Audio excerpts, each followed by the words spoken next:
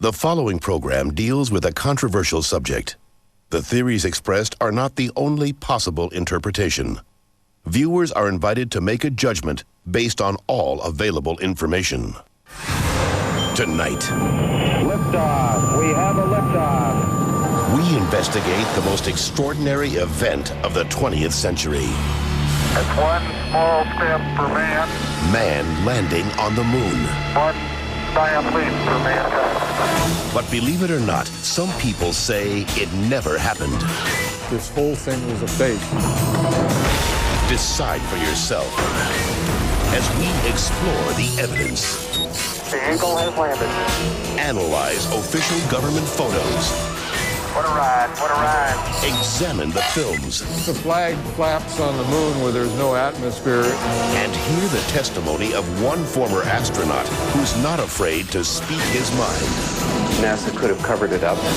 Could the government have orchestrated the deception of the century?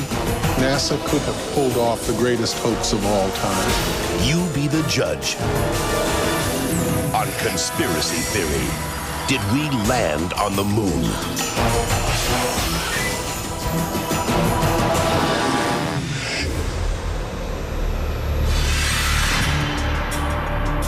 On July 16th, 1969, America held its breath. 10, 9, ignition sequence start. 6, 2, 1, 0. All engine running. Liftoff. We have a liftoff.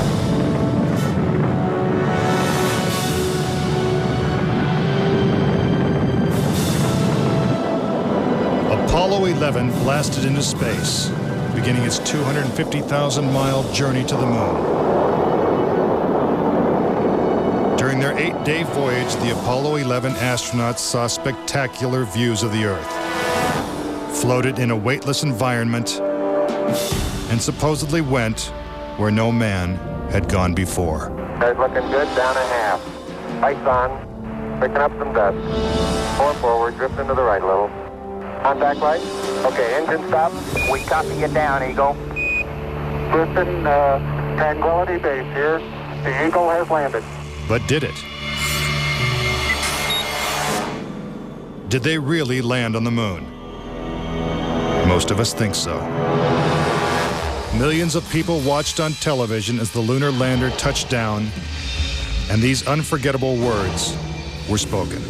It's one small step for man. One giant leap for mankind. But even today, there are those who claim that believing in man's one small step requires one giant leap of faith. Bill Casing was an analyst and engineer at Rocketdyne, the company that designed the Apollo rockets. There were many problems that evolved during the 60s that led people to believe that we're never going to make it to the moon.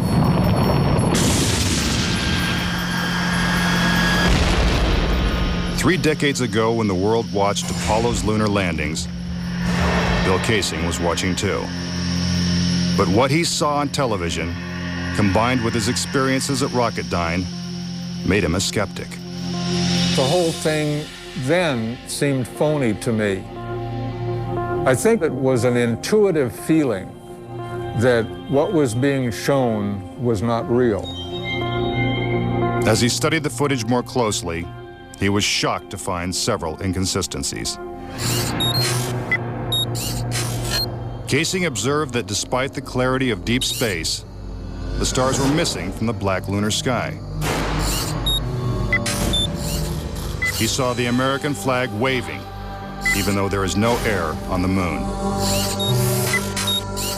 And he discovered that there was no blast crater beneath the lunar lander, where its powerful rocket engine had fired.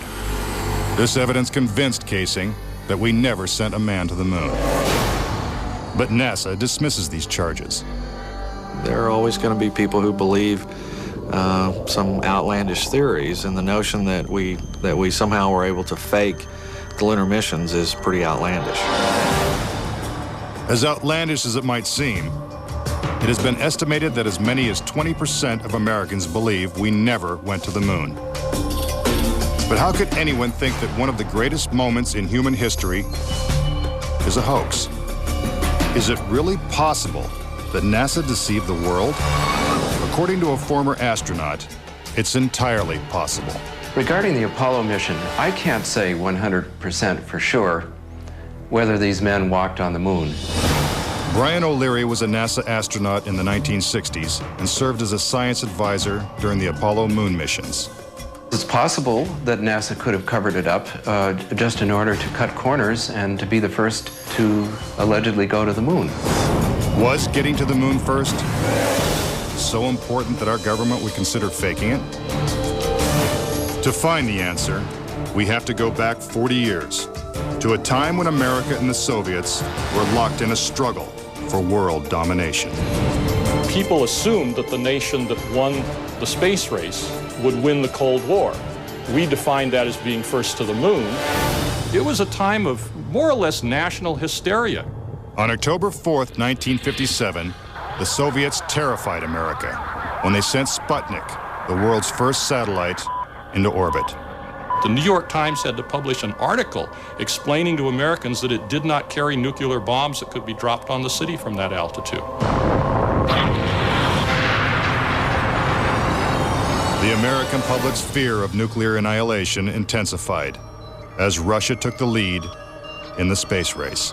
House Speaker announced in Congress that we may be headed for extinction. Many feared that the Soviet Union's ultimate goal was to put a missile base on the moon. Meanwhile, America's space program was having difficulty even getting off the ground. The chances of getting to the moon and returning safely to Earth were something like 0.0017%.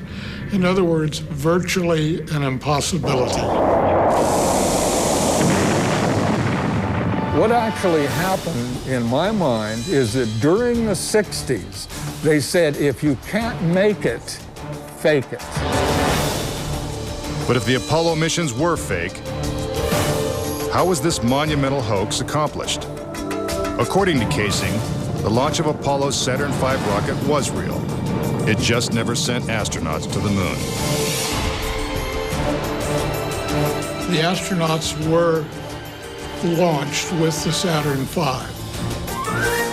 Then, in order to account for their disappearance, they simply orbited the Earth for 8 days. And in the interim, they showed these fake pictures of the astronauts on the moon. But on the 8th day, the command capsule separated from the vehicle and descended to Earth, as of course was shown in films.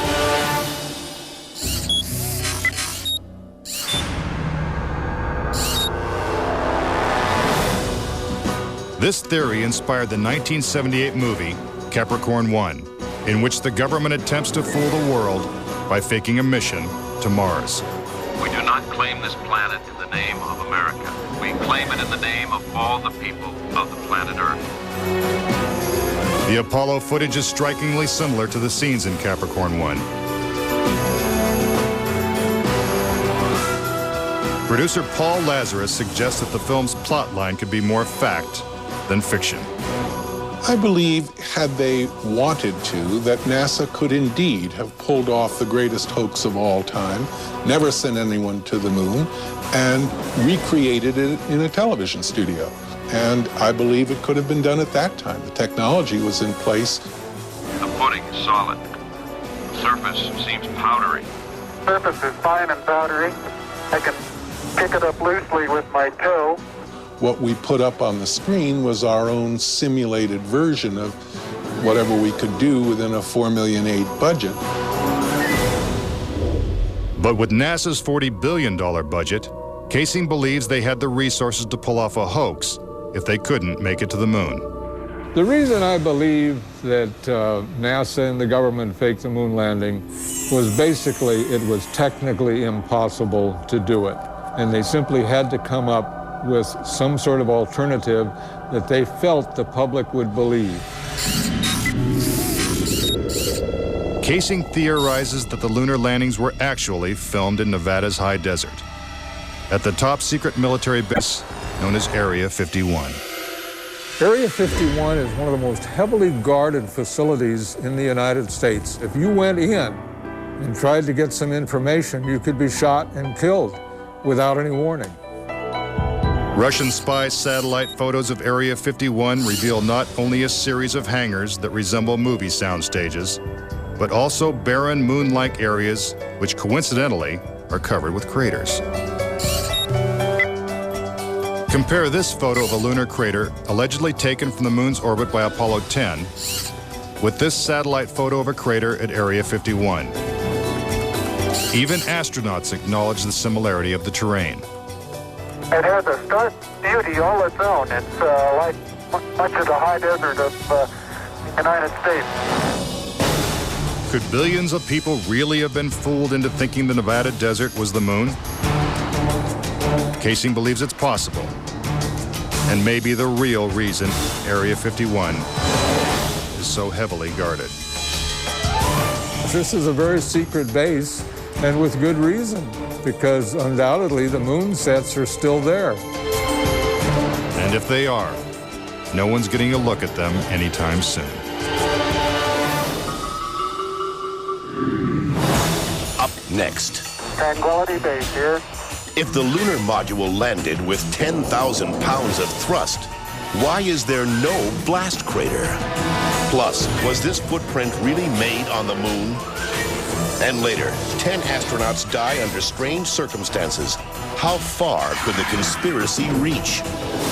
Find out when Conspiracy Theory returns.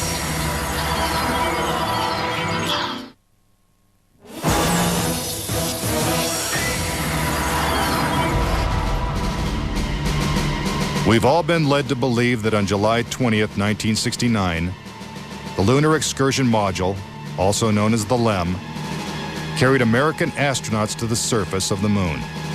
But could it have simply been a prop lowered by wires onto a movie set? Bill Casing says that this may explain the absence of engine noise in the official NASA footage.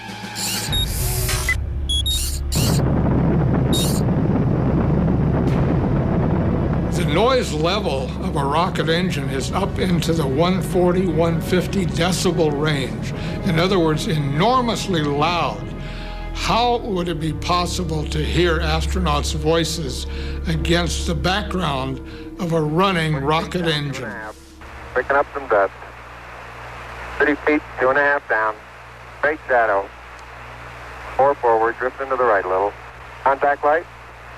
Okay, engine stop. Is this evidence that the footage is actually fake? A sequence shot in a controlled environment here on Earth? Just months before this historic landing, a prototype LEM was flight tested at Ellington Air Force Base. While NASA cameras record the test flight, Neil Armstrong struggles to control the unwieldy craft. Then, at approximately 300 feet, the lander flies wildly out of control. At the last second, Armstrong ejects.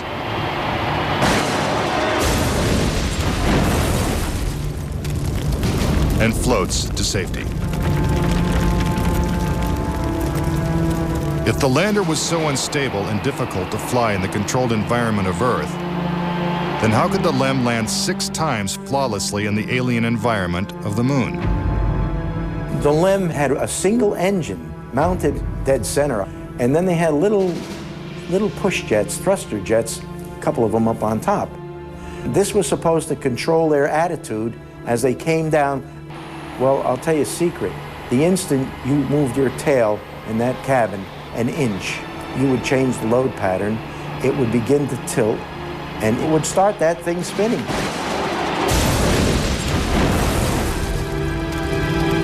The arguments that have been arrayed on the side of those who believe that the lunar landings were a hoax are very elaborate, and they have to be to support a theory like this. In the end, there's one set of evidence that is irrefutable, and that is that there are footprints, boot prints, still on the lunar surface. But conspiracy theorists say that the footprints themselves are suspicious. The surface appears to be very fine-grained as you get close to it. It's almost like a powder. To have a powerful rocket engine blast the surface of the moon, blasting away all of the dust, and then find footprints surrounding the lunar lander, that to me would be an impossibility. Photo after photo reveals that the lunar surface surrounding the LEM is covered with footprints. But Casing says there's something even more difficult to explain. The fact that there's no blast crater under the LEM is one of the most conclusive pieces of evidence that I find supporting the hoax. In fact, no sign of a blast crater is visible for any of the 6 lunar landings.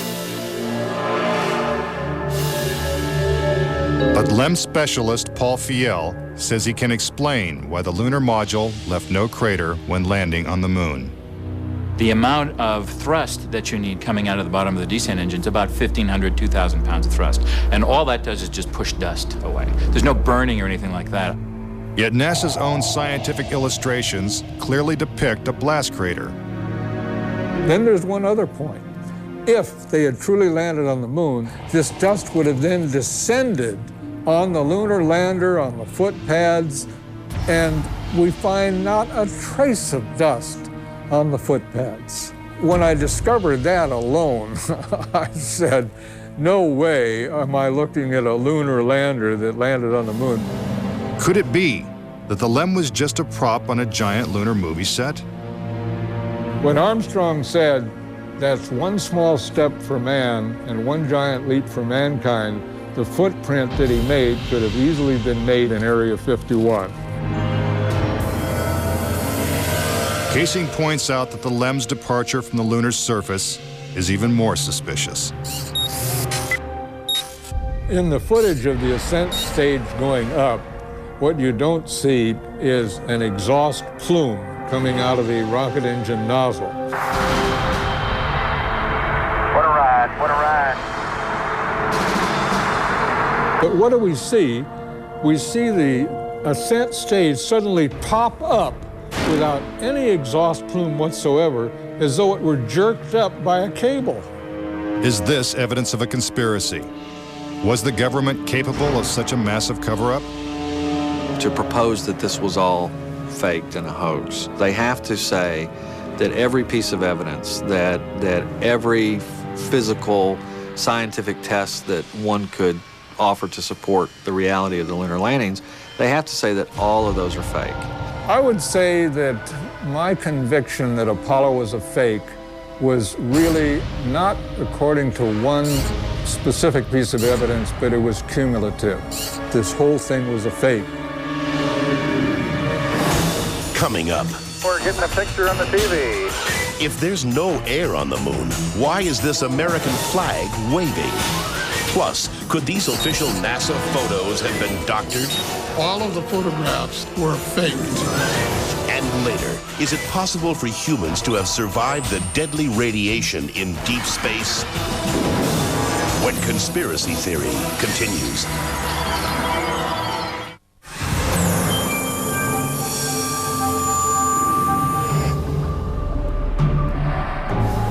If the moon landings were actually filmed on a movie set, then where's the evidence? According to David Percy, an award-winning filmmaker and photographer, the proof is in NASA's own lunar photos and video. Our research suggests that images of the Apollo landings are not a true and accurate record. In our view, the Apollo pictures were faked. Many of the images are replete with inconsistencies and anomalies. In fact, Percy claims that when examined, these images suggest that man never went to the moon at all. This famous scene of man taking his first steps on the lunar surface is one of the most recognizable in history. But why are such important images so grainy and hard to see? And we're getting a picture on the TV. You got a good picture, huh? NASA claims it's the result of 1960s technology.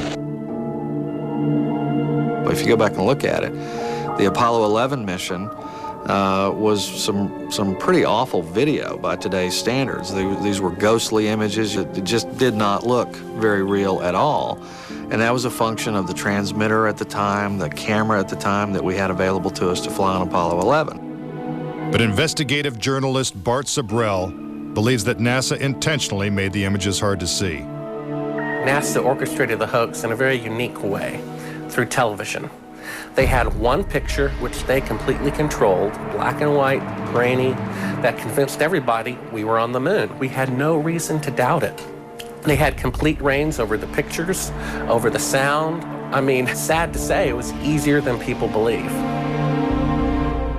But despite the lack of clarity, conspiracy theorists see evidence suggesting that these images were staged. It's absolutely unreal. Although it appears that the astronauts are moving in the moon's gravity, which is 1/6 that of the Earth, Percy notes that when the speed of the film is doubled, the astronauts appear to be running as if in Earth's gravity.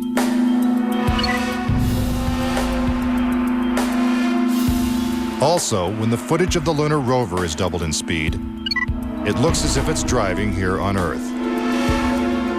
But there's another reason some believe the Apollo missions were shot on Earth.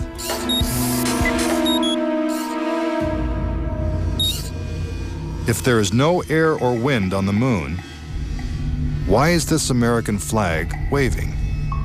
The fact that the flag flaps on the moon where there's no atmosphere means that there must have been a little blast of wind out in Area 51 where they shot this. Could these questionable images simply be the result of astronauts struggling to plant the flag into the lunar surface? Or is there more going on than meets the eye? What about the still photography? Some say the design of the bulky space. Conspiracy theorists point out that lighting is a major flaw in the lunar photos. Case in point, on the moon, the astronauts' only source of light was the sun. They had no extra lighting, no flashes or things like that. Yet in this photograph from Apollo 14, the shadows are cast in different directions, suggesting multiple light sources. The shadows cast by the rocks in the foreground should have been east-west, like the LEM shadow. And in this photo from Apollo 17, again the shadows are pointing in different directions. Outside in sunlight, shadows always run parallel with one another. So the shadows will never intersect. Conspiracy theorists say it's not just the shadows that indicate the use of additional lights, but what has been photographed in the shadows. For example, here's an astronaut who descends into a huge shadow cast by the lunar module. Yet his entire body is still visible. How is it that he is not shrouded in darkness? Here's the same maneuver from another Apollo mission. Again, the astronaut is brightly lit in what is obviously dark shadow. And in this picture, the sun is directly behind the astronaut. His figure should be a silhouette. Yet even the smallest characteristics of his suit are recognizable. It seems like he's standing in the spotlight. And I can't explain that. That escapes me. Why? And finally, in this picture with the sun behind the lunar module, the front of the craft is clearly visible. The words United States are crisp and clear. How could these backlit pictures be so detailed? It's because there's more than one light source, which means they're not on the moon. But NASA simply dismisses these arguments. There are a number of claims that the pictures taken by Apollo astronauts were faked. And there are so many, it would be an exercise in futility to go off and try to answer all of those. But the questions continue. Why do some of these images shot at different times and different places appear to have identical backgrounds? These two photos seem to have the same mountain backdrop, yet the lunar module is only present in one of them. Seemingly impossible, since the LEM never moved and its base remained even after the mission. What a ride, what a ride. Some suggest the same artificial backdrop was used when shooting two entirely separate pictures. Background discrepancies are also apparent in the lunar video. The best evidence are some pictorial anomalies in the photographic record of the trip to the moon. There is one for Apollo 16 where the same shot, the same hill, appears in 2 different days. This tape was shot on what was reported to be the first of Apollo 16's lunar excursions. But it couldn't pick a better spot. And this video was from the next day at a different location. That is the most beautiful sight. NASA claims the second location was 2.5 miles away. But when one video is superimposed over the other, the locations appear identical. The conspiracy theorists see that as evidence that we didn't go to the moon, that it was staged, and the opposite point of view is that it's a case of bad editing. It's absolutely unreal. Conspiracy theorists claim that even closer examination of the photos suggest evidence of doctoring.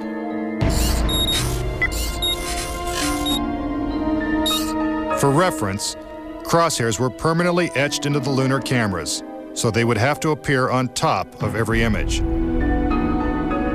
But in this photo, a crosshair is behind a part of the lunar rover. This situation is impossible and has to be the result of technical manipulation and doctoring of the image.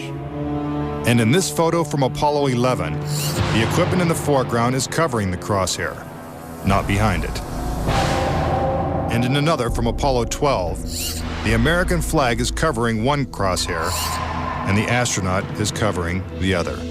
When presented with these questionable photos and videos, NASA refutes the conspiracy theories. Some range from incredibly complicated to incredibly goofy. There are arguments that are wrong optically, they're wrong physically, they're wrong scientifically, they're wrong historically. There's a great deal of claptrap that is sort of woven in to these arguments. But despite what NASA says, conspiracy theorists still insist that Apollo was a hoax. When I looked at all the pictures and all the footage, I'm absolutely convinced, I bet my life on it, that we didn't go to the moon. I know for a fact that we didn't. Coming up next, tragedy strikes the Apollo program.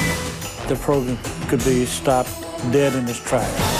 3 astronauts die in a pre-launch simulation. But was it an accident? He was going to blow the whistle on the whole project. And later, could the astronauts have survived a trip into deep space? Before they got 1/2 to the moon, they would have picked up a death dose of radiation. Next on Conspiracy Theory.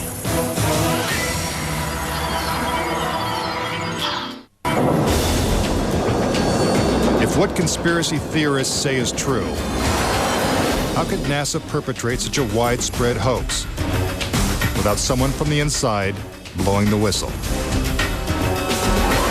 Virgil Gus Grissom was selected as one of the original 7 astronauts.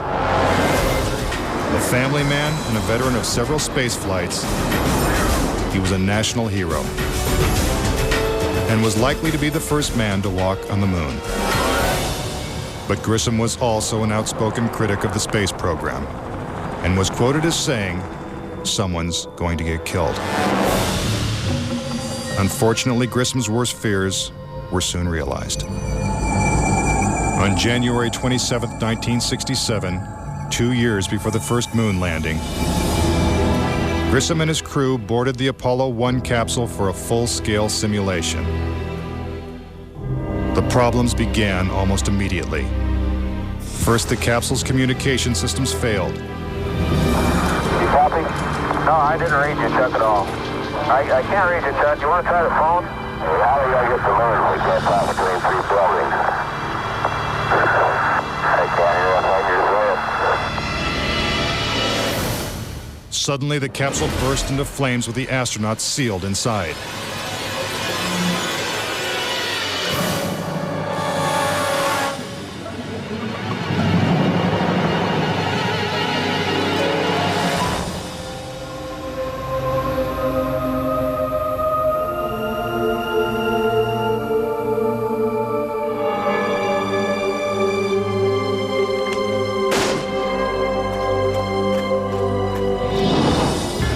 Tragically, Gus Grissom, Ed White,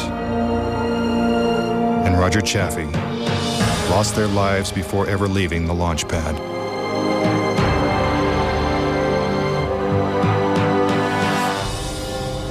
Gus Grissom's family believes the Apollo 1 fire was no accident. I think it was intentionally sabotaged by someone. It's been a question in my mind, what was found in the accident investigation and how was that handled? Was the CIA involved or whoever? But it was done intentionally. Grissom's family doesn't know who was responsible for his death or why it happened. But they say NASA knows the truth. Gus gave his life for this program, and I feel like that it is up to NASA to come forward and give us a direct answer to what really happened.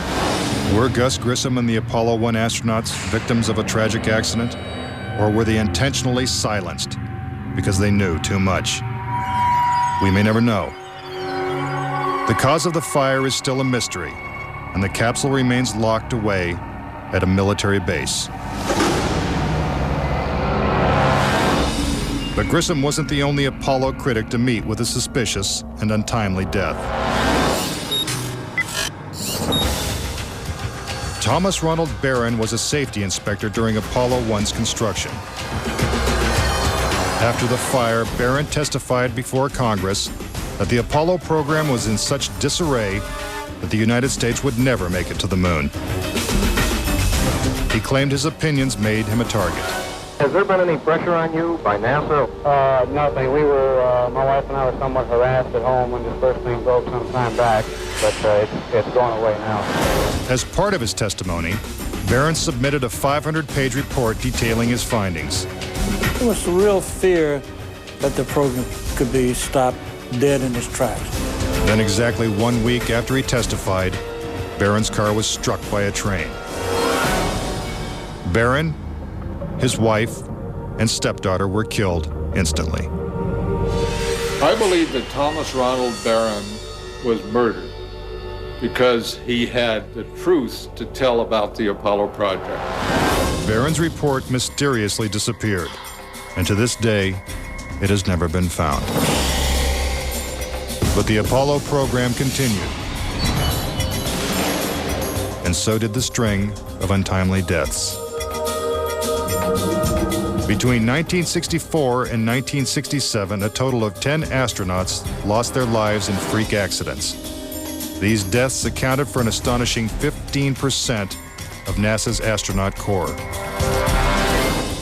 To keep something that's alive wrapped up and covered over, you've got to eliminate all the people that can talk about it. Could the government have gone this far to pull off such an elaborate hoax?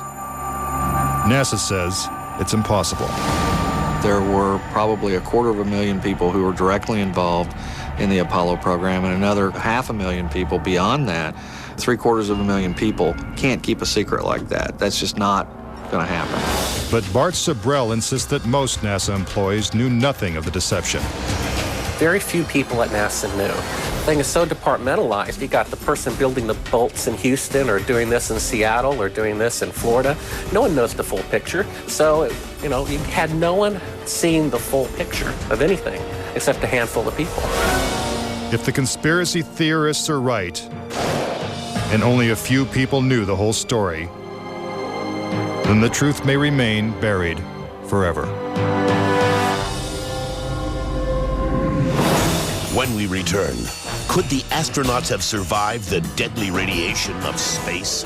Getting them past the radiation belt would have been impossible. And a Russian cosmonaut breaks his silence when Conspiracy Theory returns.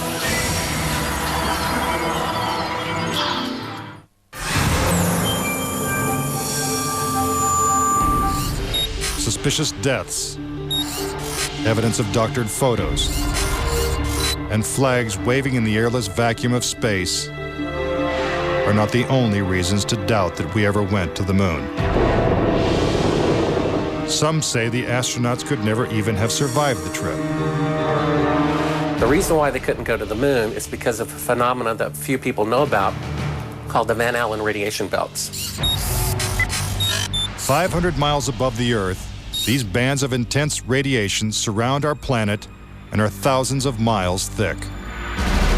Any human being traveling through the Van Allen belt would have been rendered either extremely ill or actually killed by the radiation within a short time thereafter. Other than the Apollo missions, no other manned space flight has attempted to pass through this deadly radiation. Every manned mission in history, Gemini, Mercury, Skylab, the Space Shuttle, has been below the radiation belt, all except going to the moon. To protect the astronauts, the capsule would have needed 6 feet of lead shielding, according to physicist Ralph Rene. Obviously, the only shielding they had was the literally paper-thin outer hull of aluminum, and their suits consisting of glass fiber, some aluminum fibers, and silicon rubber. It's very interesting concerning radiation that the astronauts were protected by a thin film of aluminum when here on Earth they put a lead shield on us when they take a dental x-ray. Some theorize that if the Van Allen belts didn't kill the astronauts, even deadlier doses of radiation deeper in space would have. Violent explosions in the sun called magnetic storms flood space with intense radioactivity. A magnetic storm will come along, and that can increase the intensity of the radiation belts by maybe 1,000 times above what it was before. According to Rene, the Apollo 16 mission coincided with one of the sun's most intense storms ever recorded. Around the rotating sun came this immense flare, the biggest one of the 20th century. It went on for 3 or 4 days. All the while it's slowly rotating around. Although the effects of radiation are horrific, ranging from hair loss to cancer to death, the solar flares had no adverse effect on the Apollo 16 crew.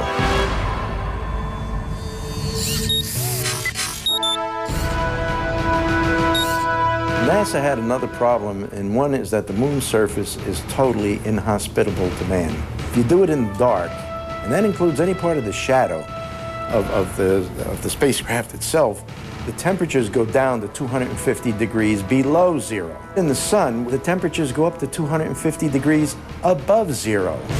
Rene also theorizes that the astronauts' liquid-cooled spacesuits could not have provided sufficient protection from the intense heat and radiation. But NASA maintains that this hypothesis is wrong. The claim that the radiation on the lunar surface would have incapacitated or hurt the astronauts, it's equal parts bad science and a bad understanding of how we went about designing the equipment. The spacesuits that they wore were incredibly tough and very resilient to lots of different things. If those suits do what NASA says they can do, then I want to see them suit up a guy or two, put him into 3 Mile Island, the pit there that's still hot, and have them clean up the mess. But they can't and they don't. The fact remains that no Apollo astronaut has ever suffered a serious illness from a trip to the moon. Could this be because they never left the safety of Earth's atmosphere in the first place? This is the main reason why the Russians never really intended to send the men to the moon. Was it the fear of lethal radiation that caused the Russians to abandon their plans to go to the moon? According to one of their chief cosmonauts, it was certainly a factor. Of course, we were worried to go out into the unknown of space. Of course, we were fearful. We had no idea how a human would be affected by the radiation. We suspected that possibly the radiation could even penetrate through the craft itself. Are the deadly perils of space proof that NASA faked the Apollo missions? To To this day, the Russians have never sent a man to the moon. And we have no plans to return. A final word when conspiracy theory continues.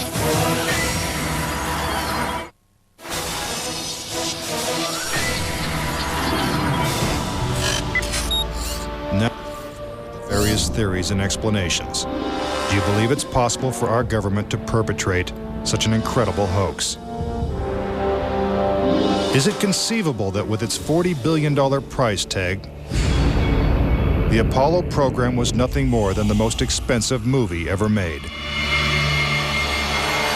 It is my personal belief, and I totally believe this after all the years of research I've done on this, that NASA never landed a man on the moon. I would say that anybody who believes that we did not go to the moon is an absolute nut. Anyone that wants to call me a kook or a nut or a crackpot, they're welcome to do that, but they're also welcome to go examine the evidence, which is everywhere. Bottom line, the United States went to the moon in the 1960s and the 1970s. End of story. Is there any way to put this controversy to rest once and for all? The only thing the experts agree upon is that the answer is 250,000 miles away. If NASA truly landed on the moon, remnants of the 6 successful Apollo missions would have been left behind. The base structures of the LEMs, the abandoned lunar rovers. Even the American flags would still be standing at each landing site. I would like to invite NASA and all of their supporters to simply take the most powerful telescope on Earth and see if there's a lunar lander there. If there's a lunar lander there, I'll never say another word about an Apollo hoax. If there's no lunar lander there, I'll rest my case. But no telescope exists that can examine the moon in such detail. Do objects from the Apollo missions remain on the moon in silent testimony? Or is the conspiracy theory true?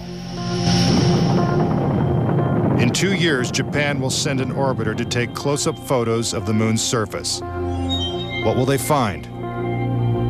Until then, the question remains, did we land on the moon?